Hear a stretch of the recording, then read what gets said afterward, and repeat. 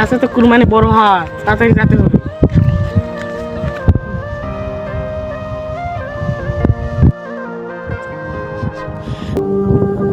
হাইলা ওই লোকটা তুমি কি করছো ওখানে চাই দেখে আসছি দিনে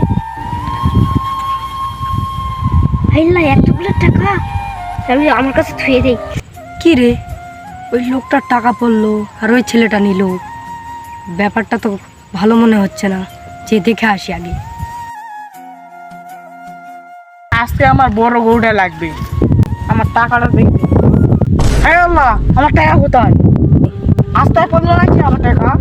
দিদিনি একটু ভাই, আমার লাল ব্যাগের টাকা ছিল, টাকা পাইছেন? না ভাই আমি তো কোনো ব্যাগের টাকাই দিই। আপনার সাথে এখানে তো কেউ ছিল না। আমি তো বললামই ভাই আমি তো টাকা দেখি নাই। আমার টাকাটা যদি কে পাইছে? এই যে ভাই, আপনার টাকাটা কে পাইছে আমি জানি। কে পাইছে ভাই? আমি বলতেছি ভাই, আপনি একটু শান্ত হন, আপনাকে বলতেছি আপনি টাকাটা পাবেন। শোনেন কে পাইছে ভাই বলেন।